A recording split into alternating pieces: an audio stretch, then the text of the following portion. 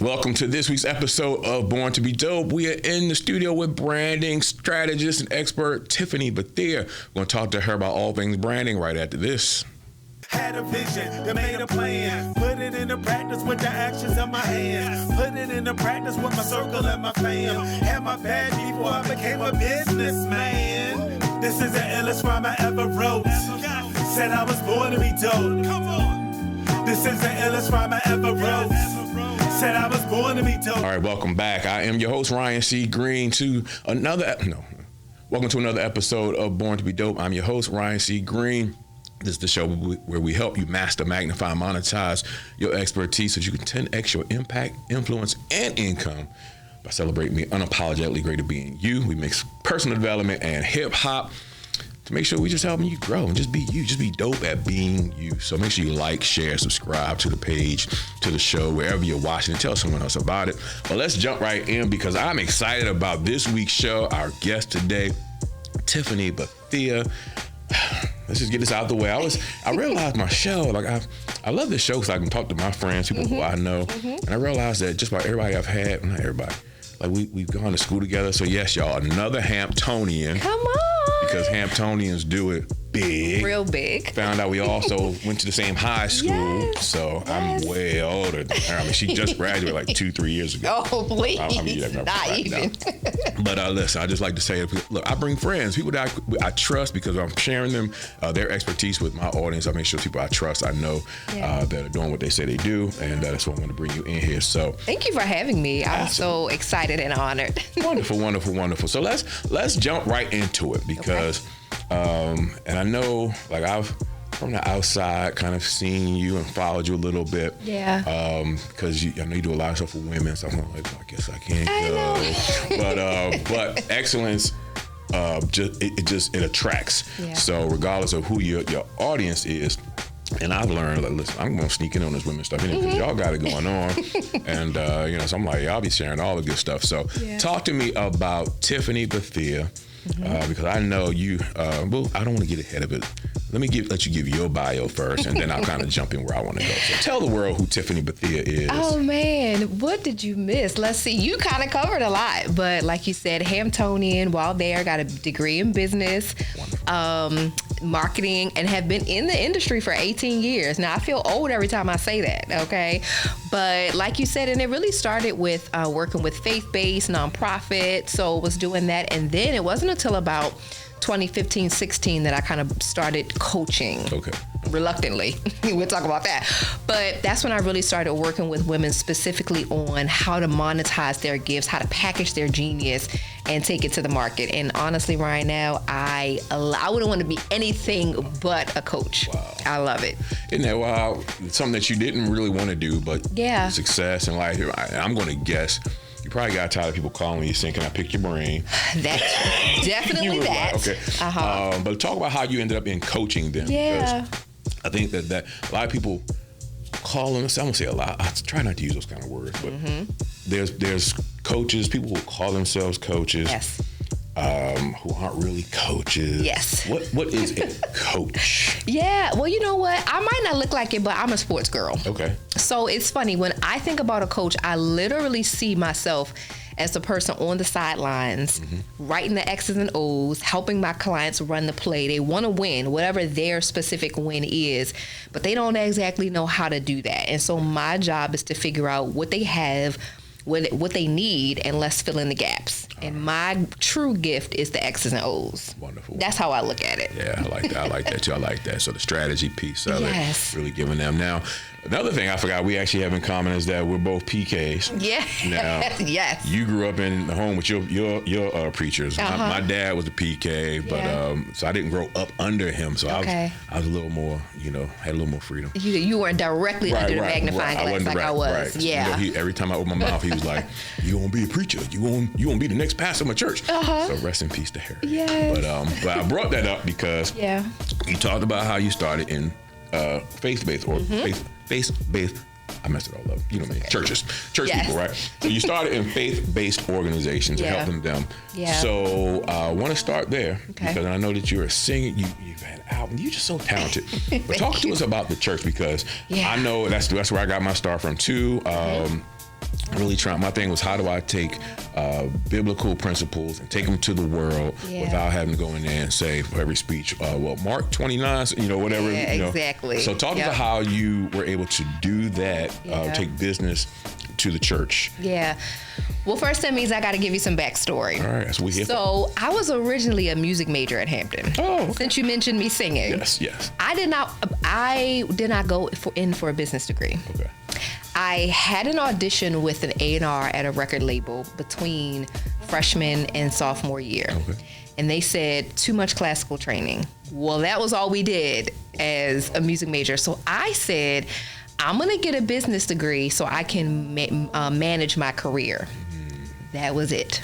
Had no intentions of actually using it, but came home and I saw so many needs at my parents' church when it came to like marketing.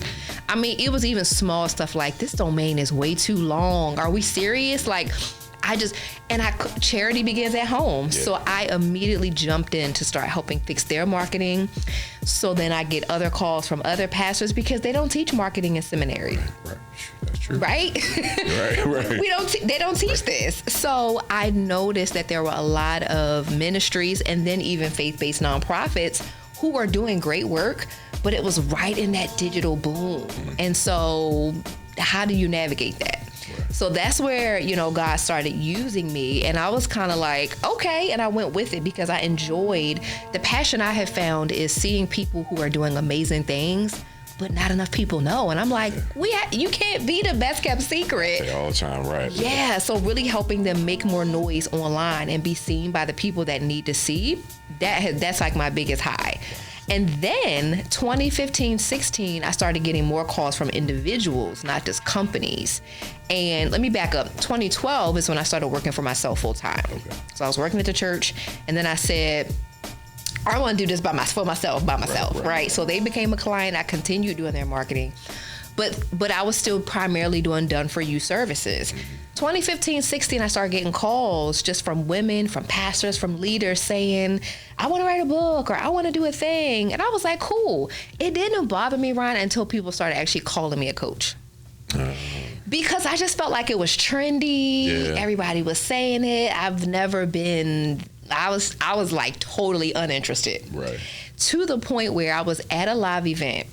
I think it was a Coppin gala or something like that. And one of my clients happened to be there in person. And the whole night she kept walking around introducing, you got to meet my coach. And I was literally like, coming out of my skin. Cringing on the inside, right? Like visibly. Wasn't even able to hold it together. I was like, no. And finally God was like, you gonna take this title or not? Like, you're doing the work. I don't care who else out here is messing it up. You are actually doing the work. Can you just take it? And I was like, fine. And I've been coaching ever since. I love that because you weren't seeking the title. No. And I think that's what we see so often now with everything on social media. Everybody's trying to be the next celebrity. And you have to stand out and kind of build some sort of celebrity status. That's kind of what I help people with as well. Yeah. As far as the quality of what they do. But you weren't seeking that, but you let the market find you and dictate what you were going to be. Yeah.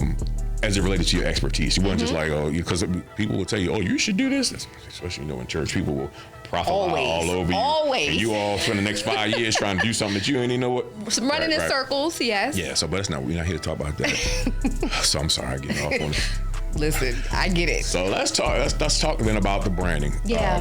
What is branding? Like people now are brand. Now, I too have a marketing degree from Hampton, so I am familiar with it. I want to talk to you and when people hear the word branding, what does that mean to you? When they come to you, what are you telling them? You know what? I can make it really super simple. It's your reputation. It's what you are known for. And here's the thing I tell people. Everybody has one. Whether you're intentionally building it or not, when your name is said, there's something we think about. Absolutely. Now, is it what you want it to be or not? I don't know. Right. But there's something that we think about when your name is said. So you have a brand. Yeah. And I like that. And even if you're not think about this. Even if you're not in business, I think people think, "Oh, I'm a brand, I'm a business," Right. you know. But yeah, your work, your professional life is a brand. Yep. You know, your personal life is In a your brand. family, in your community. Right. So Absolutely. So let's get into some of this. This is going to be a free class for those who are watching. So you better take notes because after this show, you got to pay for everything else. All right. Exactly. So, but let's talk about.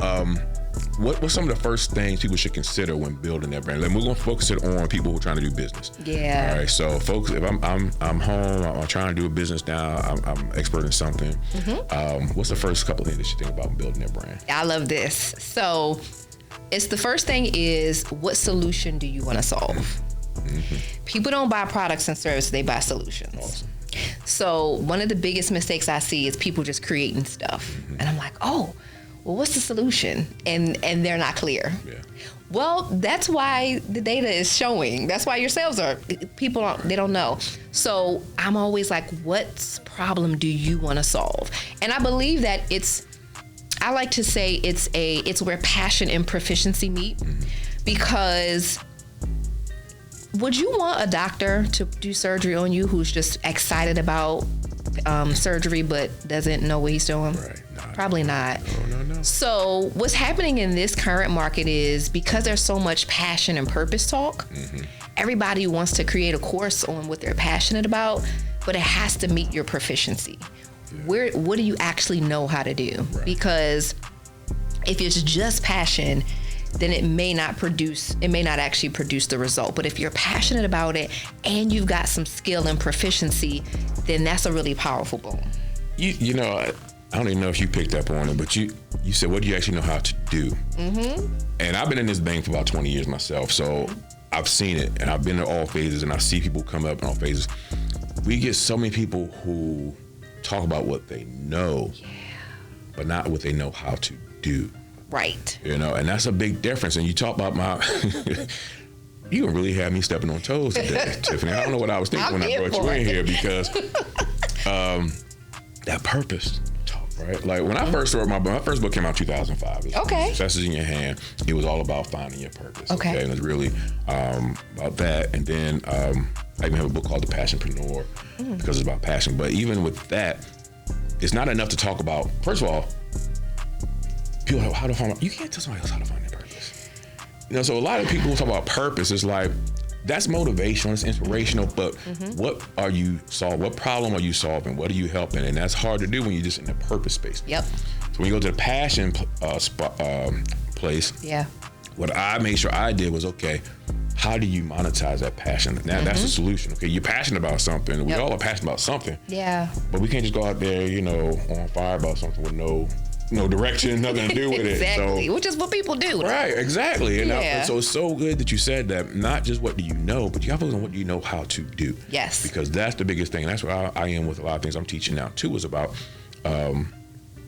what solution do you provide? Yep. Because people aren't doing that. Like, otherwise it's just motivation. There's nothing wrong with motivation. It has its place. Right. But trying to build a business, you got to produce a result. Yeah, exactly. Man. So let's get into some of the mistakes that you may see then. What is maybe one or two of the mistakes that you see people often make when they're dealing with trying to build a brand?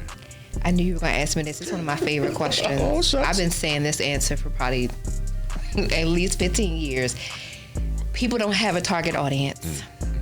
It is one of the first things that I notice when I kind of come in. I almost like, I kind of have two analogies. On one hand, I look at myself as like I'm a doctor giving a diagnosis. Yeah. But then there's another part where I feel like I am a mechanic and I lift up the hood and see what's going on. And when I'm in that stage with a new client or someone and I'm figuring out what's happening, 2 seconds in, I can look at their website and see, who are you talking to? Yeah. There's no, like, everyone is not a target. Somebody write that down, okay? Everyone is not a target audience. But when I work with so many people, they tell me, I serve women. I serve youth. So these really broad answers.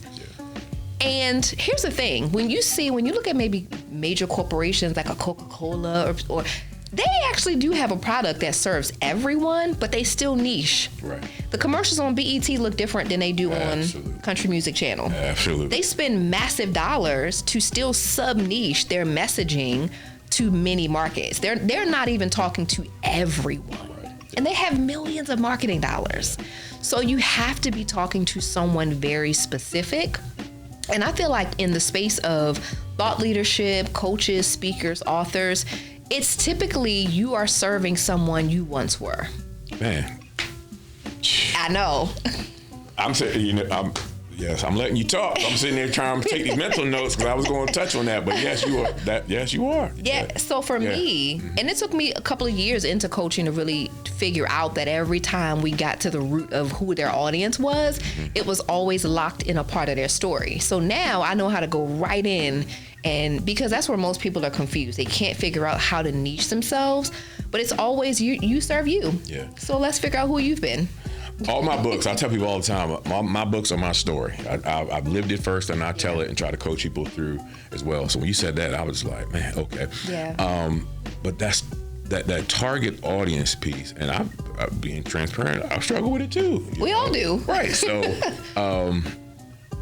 but I think one is because people haven't done it enough. We just talked about that. Once you do it enough, you know who you can look and say, okay, well, everybody who's coming to me, who I'm getting results with, Exactly. fit this.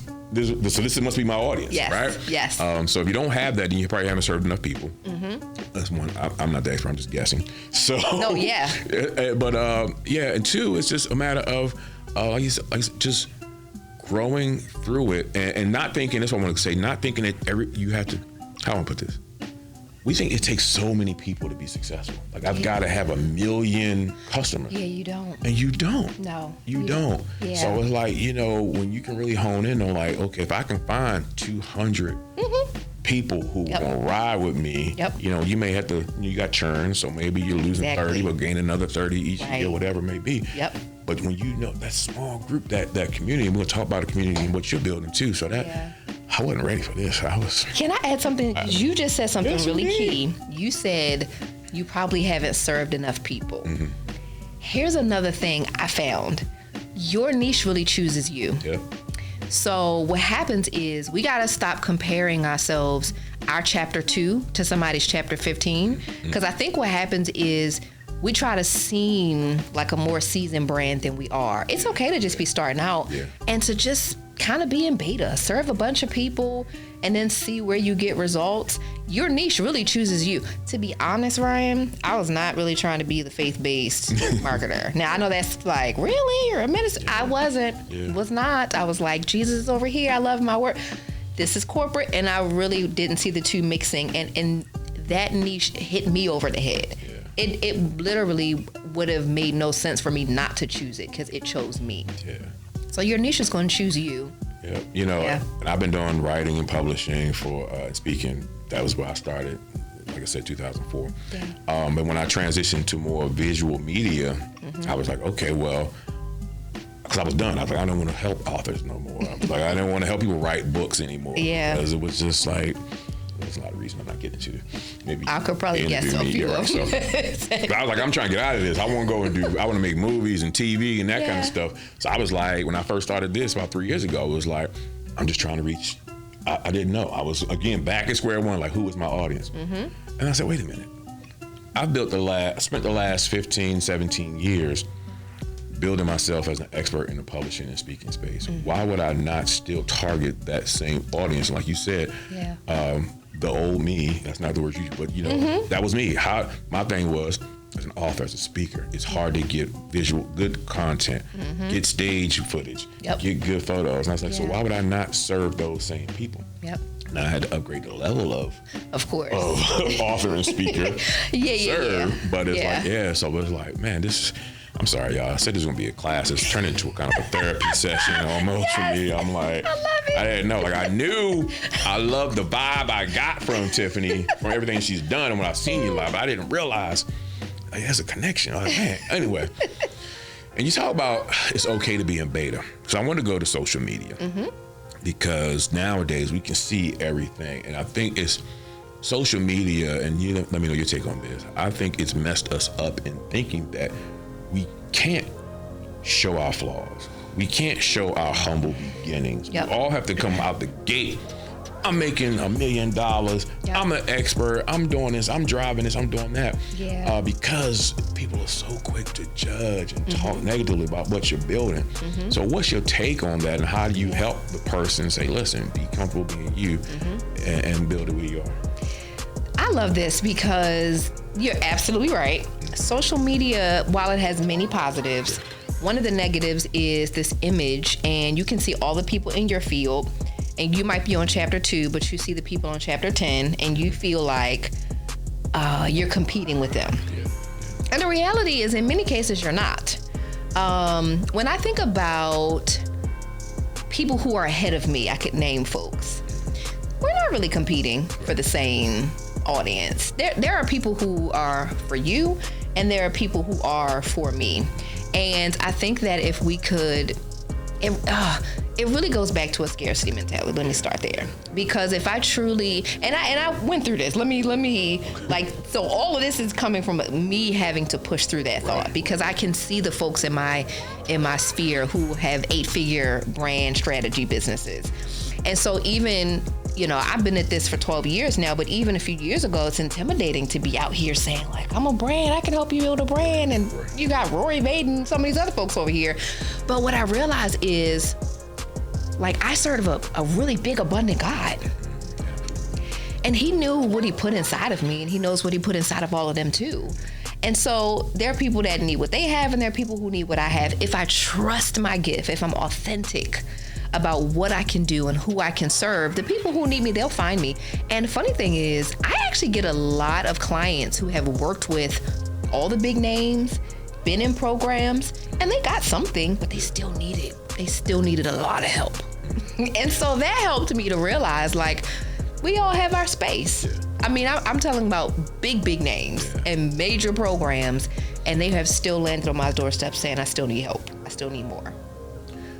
I'm in a photography group. I'm in a bunch of groups. One specifically, photography group, and this young lady, I don't know her, so she had put all this work into this promo she was going to do. I forgot what the event was. This promo she was doing, I think it might have been 40, under 40, something she was going to do. Okay. Get her name out there in her town and do this, and she spent all this money on the marketing, this and that. She was so upset. Yeah. Because someone who actually knew her in the same area, same industry, went and did the same thing, and she hit the market first. Okay. So she was all distraught. What am I going to do? Oh, they already did it. And and sometimes I can come off a little straightforward. I don't say harsh, but straightforward. Direct. Right? I'm like, I can see, what are you talking about? Yeah. Everybody didn't like that. Some people like to have a little sugarcoat. Yeah. Don't come to me for sugarcoat. But, I just asked a question like, I didn't ask a question. I said, I couldn't imagine McDonald's having a marketing meeting saying we're going to run a special for a combo meal, and then being like, oh no, Burger King's already running the special. Right.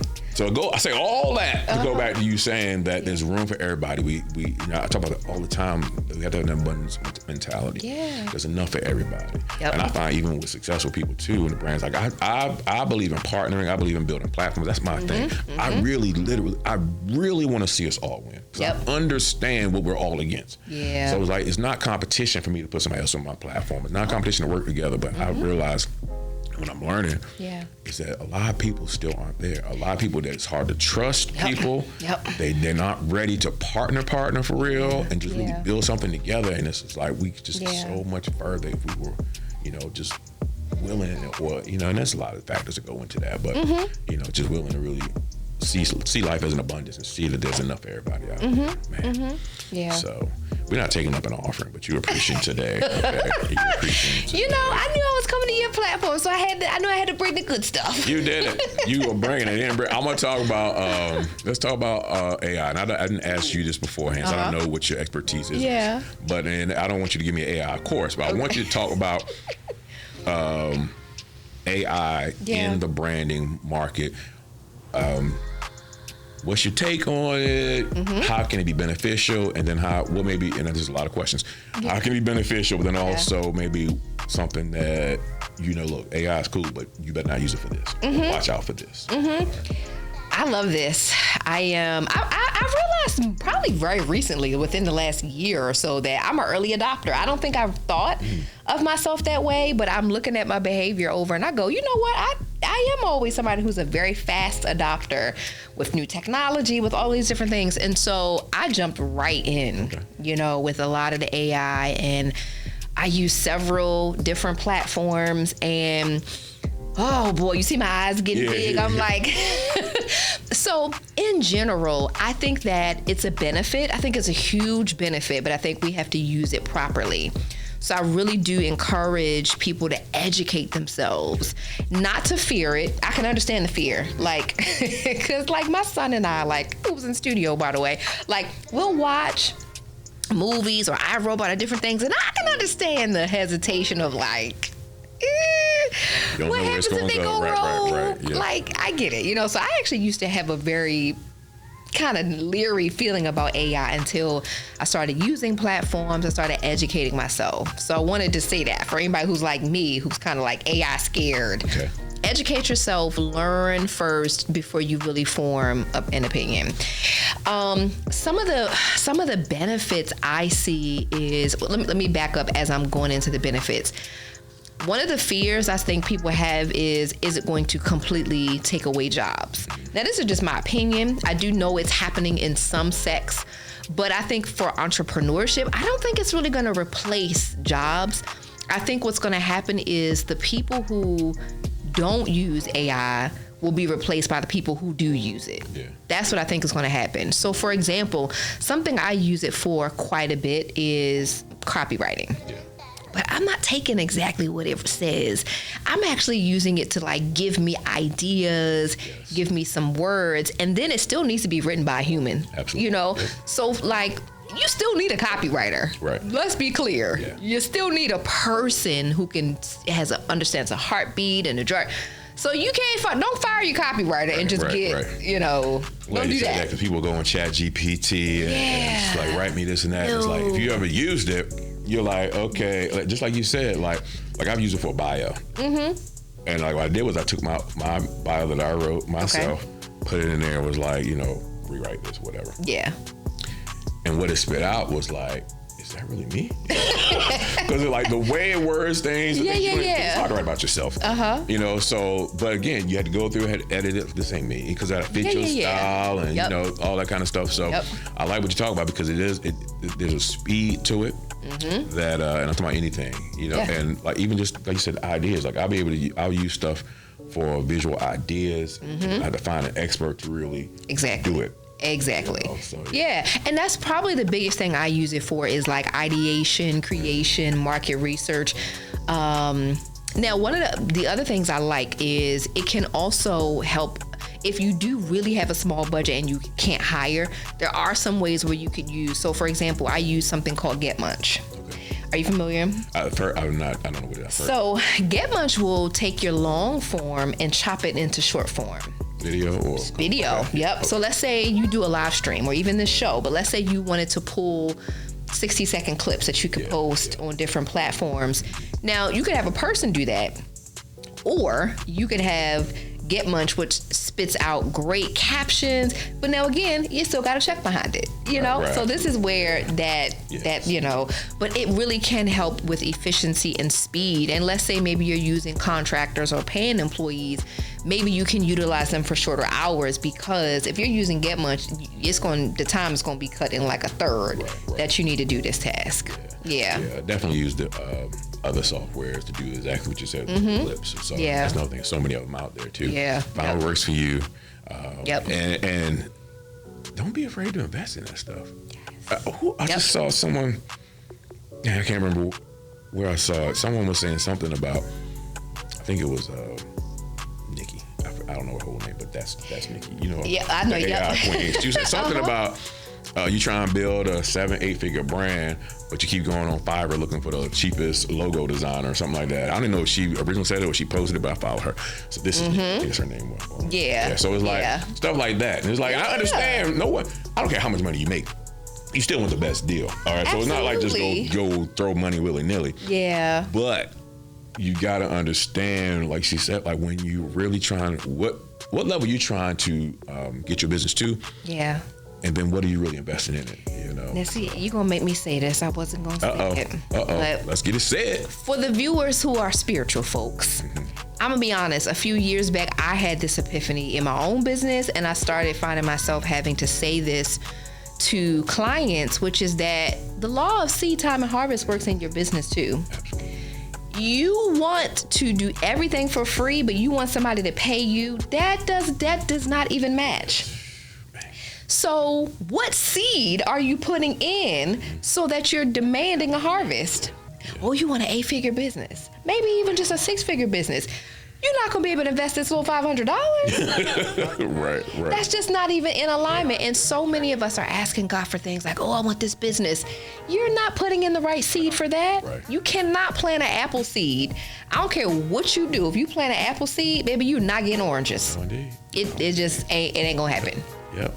Man, Dr. Sherwood, she said something about a year and a half ago, and it just resonated with me when she was talking about in that same vein. Yeah.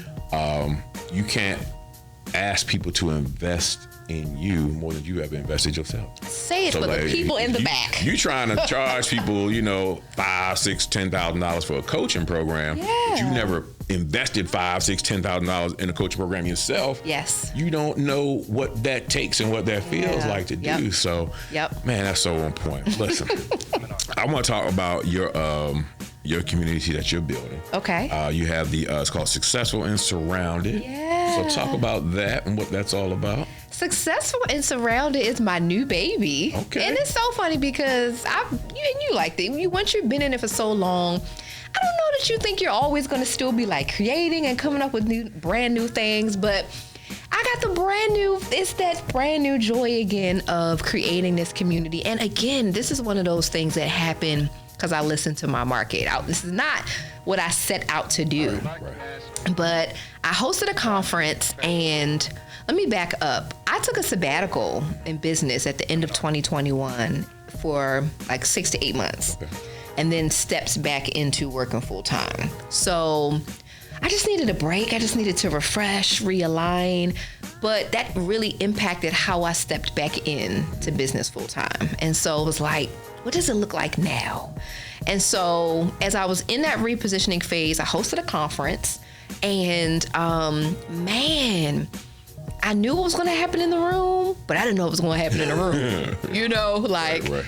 And so at the Monday after the conference, I did a virtual after party with the Baltimore women. Biz Conference. It's Baltimore Biz Con. Wait, hold on, I don't want to cut you off. Baltimore Biz Con. I forgot about that. Baltimore Biz Con. Yeah. So y'all know this is the mastermind behind it, the visionary. So as you start seeing it more, yes, because we will be. Yeah, but I hosted Baltimore Biz Con in January, and I knew I wanted to help women elevate at the top of the year, really set goals, really get in position for their best year in business ever. Right. But Ryan, I found that these women were hungry for something more than I thought, way more than I thought they were. Mm-hmm. And it's community. Yeah. They were like, we want to grow business. I'm lonely. I don't have enough sisters. I'm out here and that's a big thing for me. Like sisterhood, community has been it's been the thing that has changed my business. For the first 2 years of my business, I was what I call successful and solo. Yeah. It's kind of like me and my skills and just figuring it out. And it wasn't until 2014 when I really stepped into community in a different way. Number one, my revenue tripled, and everything changed. And community has been game changer for me. So when I saw that was happening, I was like, first of all, God, I see what you're doing. I'm picking up what I got it. Right. Because not only do I have community, but I know I have a gift for curating community. I've had live events has really been where my biggest transformation has happened. Every event I've ever had, people have been like, oh my God, when's the next? Nice. No matter what size or whatever. So that's when I said, I've got to create a space for women to build business in community. Successful and solo is going to take you a longer way to get there. You got to have people to bounce ideas off of, get resources, get corrected, or see, have somebody who can see your blind spots. celebration, all of these things that we get in community that we don't get alone. I was like, I've got to create a space, and it's been like wildfire. You know, entrepreneurship is a lonely place. It can be. It can be. So I know for me, like finding that community and building one is always, that's one of the, it's like the thing that's always just right outside of reach. I'm like, I know for myself, like that's what I need. How do I build that community that really, and one of the things I know about myself, because I said it earlier, I'm a straight shooter, right? Like, right. So like me. People come to the community, they want, you know, a little more. So I'm like, so my thing I had to accept, I'm still searching for, is like, I know I need someone else. Yeah. Like, I know I need a partner to build that with. So, you know, trying to find people who don't think, you know, want trust and open up and just let's share. That's been tough. So I appreciate that. So tell people how they can even get involved with that community. What are there some parameters they need to, like, don't just come knocking on the door unless you're ready for what they need? How can you get? Well, so number one, I love sending people to, we have a free community. Our free Facebook group is where all the fun goes down. We have live streams, we have content, we've got resources, and the women just share and collaborate there. So if you go to successfulandsurrounded.com, you can get to that. Good. Make sure y'all do that. Successfulandsurrounded.com. Yeah. We're going to take a break because you know how we do on Born to Be Dope. It's time to talk about some hip hop. So as soon as we come back, we're going to talk to Preacher's Kid about some hip hop. Be right back after this.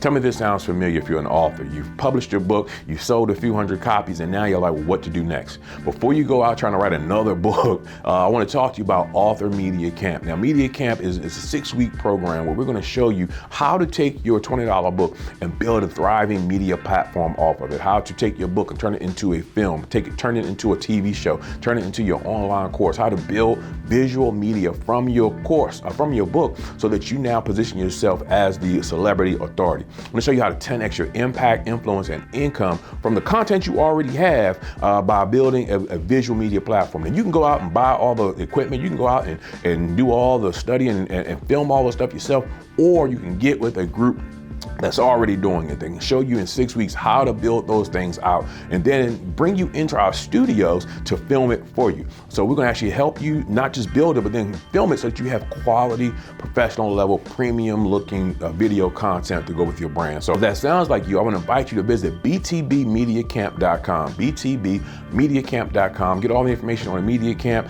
and schedule a call so we can discuss your project, discuss more in depth about the program, and see if it's a fit for you. And it's not just for authors. If you're a speaker, if you're a coach, if you're an entrepreneur and an expert, and you know you're trying to develop something bigger than what you already have, then go to BTB Media Camp. Let's schedule a call. Talk to you soon.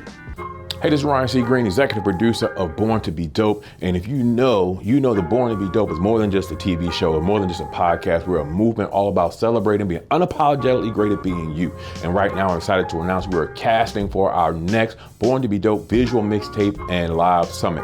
So if you're a speaker, author, coach, expert, just somebody with a cool story, and you know that you have something that can help people master, magnify, or monetize their unique dopeness so they can be successful and 10x their impact, influence, and income in business and life, then we want to talk to you. We want to feature you in our next visual mixtape. So we're casting now. You can go to borntobedope.com, get all the information on what visual mixtape is, what we're looking for, how you can be in our film, how you can speak on our stage, and how you can share your story and grow your business by helping other people. So we're excited about it. We want to help you grow your business. We want to share your story with the world. So go to borntobedope.com. Let's talk. Let's schedule a call so we can discuss the options with you. I can't wait to talk to you. Be dope. Hey, whenever I'm wearing my Born to Be Dope apparel, people ask me, where can I get one of those? And the answer is weardopetees.com. That's Tees. Go to weardopetees.com. You can go and see the full Born to Be Dope apparel line. Get your favorite shirts, get your favorite hoodie, buy one for you, buy one for a friend, rep the brand that reps you. Go to weardopetees.com. Get your shirts today. Hey, if you're enjoying this show and you're born to be dope, then we need your help. Make sure you go ahead and like this show, whether you're on YouTube, whether you're listening to it on your podcast streamer, like the show, but also subscribe. Subscribe to the show, subscribe to the YouTube channel, and then share it out. Tell someone else about it. We only can grow this show as fast as you help us grow. So go ahead and make sure you do that. Like the show, subscribe, and share it. Then also make sure you join the conversation at the Born to Be Dope Cypher. You can go to borntobedopecypher.com and join our private group. We're having all the inside convo, all the behind the scenes stuff, all the dope conversation starters are going on in the Born to Be Dope Cypher. So make sure you go to borntobedopecypher.com and join the Facebook group now. All right, y'all, welcome back. It's time to talk some hip hop. Because again, that's what this show is. We combine personal development and hip hop. Born to Be Dope is all about celebrating being unapologetically ready to be you. And no one does that. No one lives that more than the hip hop culture. So that's why I combine the two. Mm-hmm. So let's talk about it. All right. So, and hip hop, I use it. It's a loosely defined term. Okay. I understand a lot of R&B, a lot of singing is like kind of all munched in there. So whatever, there's no right or wrong answers. Okay. But I want to talk about, let's first, when I say hip hop, when you think about hip hop, the culture, like what does that mean to you? What does that trigger inside of you? Wow. It's funny because hip hop and I are 10 years apart. Okay. So I literally grew up. Yeah. Like, I didn't know a world where hip hop didn't exist. Right. And at the same time, I think I came up when it was expanding it was no longer just it was really like growing up in a different way. So I've seen hip hop just do so much. Go from just being music to media and to dominate, go international, multilingual. So it's been amazing to watch how hip hop has gone from just being our thing to this big force. And I think it's inspiring in a way. Absolutely. Yeah. So was there a moment for you that you think maybe it was I guess that had to be a song, or maybe it was a moment, just something that you like this, it was, I'm gonna say black. That was just like, you know what? This is me. I fit here. Like this is speaking to me. That's a good question. Was there one moment? What's the most thing you can think of? Like I can think of when LL Cool J, Bad, that video. Okay. There used to be a thing called Friday Night Videos. Okay. It will come on NBC. I put the NBC. So like before cable, right around the time of cable, they would show videos on one day a week. I remember that debut, and I was like, yo, I want to be bad too. So like that was one of the earlier things for me when I actually saw it. So like, was there maybe an album or maybe a moment or someone that you just like? I think it was probably more of a movement. I want to say 2001 when I graduated high school and started going to college. You had the South kind of just starting to take over. Cash Money had just taken over. Cash Money had just taken over. Right. And what a time. Okay. Okay. And so now, 2001, I'm going to Hampton. Mm-hmm. You got Luda. You got the South taking completely over. Yeah. And I don't know what it is. Like, I love Southern, like that Southern. Don't get me wrong. I love the New York original South. I love all of that. But when the South started taking over, I was like, oh, this is it. Yeah. You know? And we from Baltimore, so it's like we technically Maryland is considered the South. Technically, we got Identity Crisis. Right. We got club music, so it's like that Southern music, like bass, like we used to that. So like it's easy for us to fall in love with the Southern style hip hop too. So I definitely understand that. Yeah. Was there a go-to song that you had? I mean, what's your go-to song? Now, I see your eyes light up on that one. Like, but this is gonna be. But I'm totally across the street. Now, the go-to song is not Southern hip hop. Okay. My go-to get me amped up song is Eminem "Lose Yourself." Really? Let me tell you something. And my son knows. Like when they had the Super Bowl, I was hyped, and then when that song came on, I don't know what that song is like. When I need to like amp myself up, I put that on. That gets me where I need to go. What is it about it? Was it the movie? Just the beat? I think it's the movie. I think it's the story. I think it's the message of you only get one shot. A lot of people live like this is a dress rehearsal. Like, oh, okay, I'm gonna figure it out. I'm gonna get to do this again. This is it. Take the moments now. All the fear, all the what if. You're not gonna get another. This is it. This is not a dress rehearsal. So but all of us deal with fear. With all of the things I've done, we all still deal with it. So when I'm facing fear and I'm feeling paralyzed, I have to be shocked to remember, girl, like, this is your moment. Take it. It might not come again. Yeah. You have I just found out this whole spirit thing. It might be considered offensive to people. So I don't want to offend anybody, but I don't have any. I know where you're going with this. Right? So do you have like a spirit rapper, a spirit singer, somebody that you like? Oh, yes. You know what? That's if I were not saved, sanctified, and filled with the Holy Ghost. If I could be ratchet, I don't want to say that because it might not be ratchet. I don't know. But if I could be for the streets, put it that way. Who is that person for you? Well, you know what? It's not a rapper, it's a singer. Okay.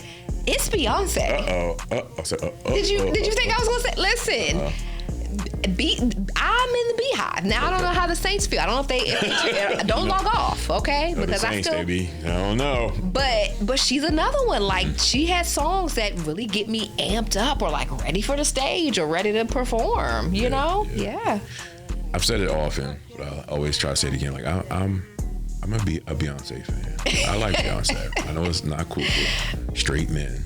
My brother is. Yeah, he don't care. I love it. I'm not in the beehive, all that kind of stuff. Yeah. But, you know, but I have no problem with Beyonce. I love everything she did. I can't wait for this country album. I know. It'll already be out by the time this show airs. Yeah. But, Yep. I'm looking forward to it. So anyway, let's talk about in your business. Do you feel like hip hop or in the culture more so, not just the music, plays any kind of role in your business? And if so, how's it kind of done that? So again, live events is one of my like bread and butter. And I noticed that I literally have playlists filled with like hip hop and heartbeats and 808s that I'm using to set atmosphere when I want people to come in and usually I'm trying to get people to shake off the day, I'm trying to turn up their energy so they can really receive whatever the content is. And I feel like hip hop does that in the most amazing way. Yeah. So even to the point where people are always like, what's this playlist? Can I, because I infuse it. Like even the Baltimore BizCon playlist, folks were like, oh my God. Right. But I was purposely, I know the role of energy in like how you move.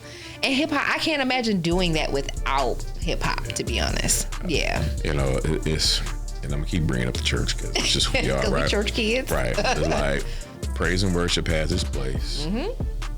But when you're doing business, like you got to know, where you are and who you're speaking to. I love Ty Tribbett and Travis Greene, but that was not on the playlist. Right. It was Kendrick and Meek because I needed that. No, it was clean versions, of course. But but I needed something different. Yeah. So one more question. I'm gonna change it up. Your son, he's not on camera, but your son is here. So it's a special moment. Yes. So I want to talk about our hip hop, where it is now. There's no judgment on him because he didn't do it. It's not their fault, poor baby. But what would you like to tell the younger generation as it relates to culture, the music, and even the entertainment that's being, I'm gonna say, forced down there? Absolutely. Yeah. I would say it's important to know the origins of hip hop. It's crazy that hip hop turned 50 recently. So now we're at this place where you could love hip hop and not know anything about like where it came from. So not obviously me growing up, I was still close enough to, the Run DMC and the, where it really, really came from, where you still had a lot of positive messages and collaboration. And you had some stuff that was risque, but there was still a sense of like uplifting the community. And now everything is just so it's a mess. And so I think that understanding like what it was could help it be that again. There are some positive people, but most of it is, dare I say, just trash, message-wise, especially really. The commercial part of it. And that's the biggest thing I always talk about, too, is that we have balance. Yes. So you get just about anything. But now it just seems like there's one message constantly. One message, we had Nas, we had all these people who they still had their songs that you didn't want to play in front of your mom, but they were spitting knowledge. They were educating us. These babies talking about, I'm like, what you talking about? Yeah, like, what does that mean? What does that mean? Right. Some of it is like, you speaking good English? Like, it's just, I want to see our babies learn more of it. Yeah. Got you. Tiffany, this has been awesome. This has been a great time with you. I want you to go ahead and share any closing words with our audience. Tell them how they can follow you, get you to start coaching them, all that good stuff. Well, if I could give a closing thought, I think I always like to speak to the person who is stuck in analysis paralysis. Maybe you've been to a conference, maybe you watched all of Ryan's episodes and you're consuming his content and you're still not putting one foot in front of the other yet. Like, this is not dress rehearsal, this is your real life. So there are people who are waiting for your gifts. So take that first step. You might not be able to run the whole marathon, but at least take the first step. That step might be getting in community, might be consuming more of Ryan's content. It may be something, but at least take the first step and let that lead you to the next step. If you want to check out any of my content, I am at Tiffany, the letter L, Bethea on all platforms. Instagram is my favorite place to hang out. Okay. And if you're a woman looking for a community interested in that, you can go to successfulandsurrounded.com to learn more about that. This has been great. Wonderful show. Thank you for having me. I know people are going to get something from this. I hope so. So looking forward to it. Definitely make sure you can like, share, subscribe. Listen, we build this media platform off of your support. So like I said, we don't need 1 million people, but if you're watching, I need you to go ahead and share it, okay? But definitely, I'm Ryan C. Greene. Looking forward to talking to you next time. Be dope. This is the illest rhyme I ever wrote. Said I was born to be dope. I dream big like my visions were projected on the movie screen. Beachside staring into watercolor bluish screen. Muscle with the hustle, turn my dreams into reality. I'm my ancestors' wildest dreams on the balcony. Scribbling notes into the margin of my composition. For what's next, master efforts with my ambition. I failed to step back but kept pushing. Reinventing myself, establish a better footing. Fall down 6 times.